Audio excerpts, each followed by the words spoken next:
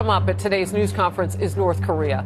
That regime's deputy UN ambassador reportedly has issued a new threat to the United States, according to Reuters. In a prepared statement, he warned nuclear war could break out at any moment, and the entire U.S. mainland is within their firing range. But just this weekend, Secretary of State Rex Tillerson said President Trump is encouraging him to keep working on diplomacy. It's made it clear to me to continue my diplomatic efforts. Diplomatic efforts will continue until the first bomb drops. Lieutenant Colonel Michael Waltz is a former Green Beret commander and counterterrorism advisor to Vice President Cheney. Good to have you, Colonel Waltz. As you look at this situation, and we're hearing people like Ambassador John Bolton say, we are now at the point where the next move they make, we may have to respond to militarily. Well, I think Ambassador Bolton is absolutely right in that time is not on our side. The North Koreans have been marching towards this capability for 30 years, and just over the last couple of years, they've developed an ICBM that can strike the west coast of the United States, conflicting reports on whether they can miniaturize a nuclear warhead, tested a hydrogen bomb. And I think what we're going to see going forward is the development of a three-stage ICBM that can strike anywhere in the world, increasingly moving to mobile launchers, which makes it a lot harder for us to get at, and a move from liquid fuel to solid fuel, which means they can launch them a lot faster. So our diplomatic and economic sanction efforts need to have a real sense of urgency, and I'm okay with the president's tough rhetoric because I think that's what it's going to take to change the calculus in the region, with the Chinese in particular. At a meeting with Japanese officials in Tokyo, Deputy Secretary of State John Sullivan also expressed hope for diplomacy while acknowledging it might not work.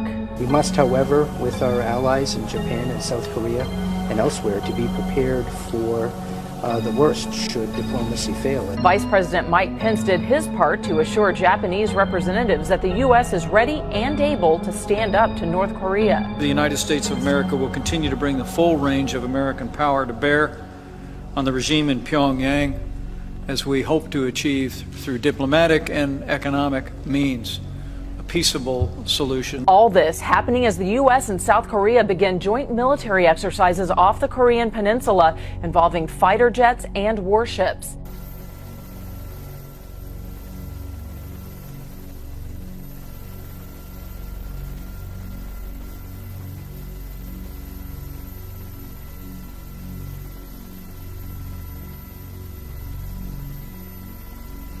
The key policy question for us is how long, and again, these are only intelligence estimates, but how far do we let North Korea progress towards actually being able to launch an offensive nuclear strike before we decide time's up?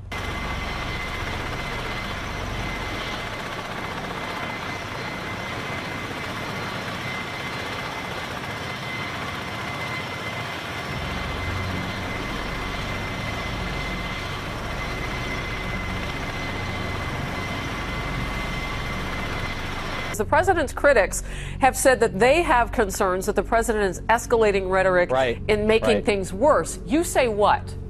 Well, I say that actually the credible threat of military force is what makes our diplomacy effective. It's that belief with Kim Jong-un and the Chinese leader Xi that we will actually take this program out and take this regime out rather than accept some type of détente. It is that belief that is going to, I think, make them finally take action. The Chinese could choke off the North Korean regime economically tomorrow if it wanted to, but right now it sees this as a United States problem and a South Korean problem, not their problem. That's the dynamic that has to change. And, when you talk about those sanctions, you've got the UN sanctions, the Treasury secondary sanctions, the Chinese banking sanctions all together. How much difference are they making right now? Well, the Chinese are very good at kind of agreeing to things publicly, but then not actually enforcing. And so it's that enforcement piece where we have to hold their feet to the fire. And on the secondary side, that means we are actually sanctioning Chinese entities who do business with North Korea. I want to see us, on the diplomatic side, expand a coalition of others, Europeans, the Australians, Southeast Asia, that are also sanctioning those Chinese entities. It's only when China feels the economic kind of pain from its business with North Korea do I think they'll actually take action. All right, let's talk about the military. Colonel Waltz, what does it look like if we do have to stick a foot in, because it won't be a toe.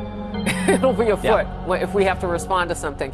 Who gets on board? You just name those nations that are getting on board with sanctions, but who gets on board militarily with us? Well, listen, make no mistake, the military option is as awful as described. We will lose thousands, if not hundreds of thousands of civilians if war breaks out on the North Korean peninsula. And I think there are steps that we can take to change the security dynamic, again, from the Chinese standpoint, before we get to a preemptive strike. That is, we could reintroduce tactical nukes back into South Korea. We had those up until the 90s. The Japanese are looking at going offensive with their military, which right now is precluded by their constitution. So I think if China looks at the security landscape and sees things moving in a direction it doesn't like, again, it might finally take action. So, you know, I guess the worry is that China may take too long and that the clock is not really ticking the way it is for North Korea and China simultaneously. China can kind of sit back and feel the weight of the sanctions, but if North Korea just calls on a Wednesday and says, or doesn't, and does something without calling, that they're ready to go with their nukes, I mean, are the timetables going to link up? Can we wait for China to make a decision to get tough? Well, that is, Harris, the critical question, and what I would expect President Trump is going to be raising with Chinese President Xi in his Asia trip that's upcoming. And, you know, I can't imagine, you know, one thing that's worth reminding folks is our ground-based missile defense. Those are the ones that hit these things in space, based in the United States and California and Alaska, is only about 50% effective. I'm not willing to roll the dice, and I don't suspect this president is either. Look, I just want to bring up the point. We made a deal that far benefited Iran more than it did anybody else, including us, and we barely have eyes on what they're doing through the IAEA. We don't have the kind of eyes on North Korea and what they're doing. So are we even confident that we know where they are right now? That's a fair question. Yes or no, and then I got to let you go. I don't know, and I don't suspect that folks here in Washington know, because we don't have great assets in North Korea. Yeah. Lieutenant Colonel Michael Waltz, appreciate your expertise and your time, sir. Thank you. Thanks, Sarah.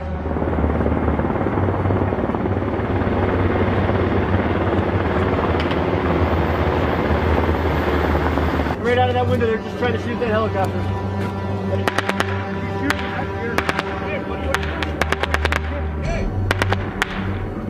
Two, building golf. The three windows.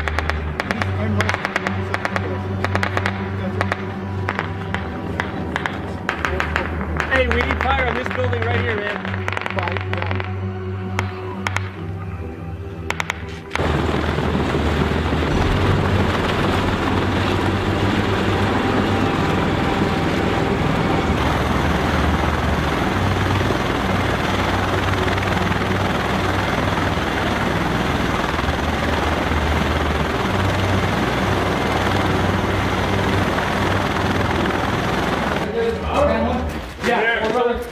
I need you guys, it's already been cleared. I need you guys to go occupy the video, okay? Right, sir! Yeah. I'm pushing over right now! Go ahead. There's like orange looking one. Reset back to Winder.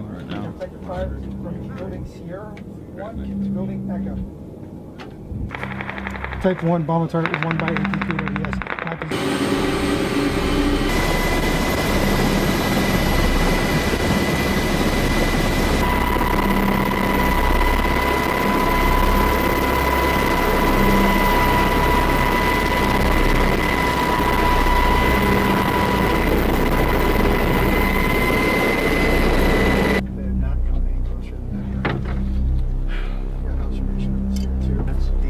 Are they coming to us? They're going to get routed. Their routing's going to take them through the main objective area first. So where's Deuce checking into? This is What frequency is he checking in on? Grape 01. It was passed over the net, but they might not have been able to send it out. Okay. The back roof, and then I've got Sierra 3. Okay. Everybody coming in closer than MSR Joe.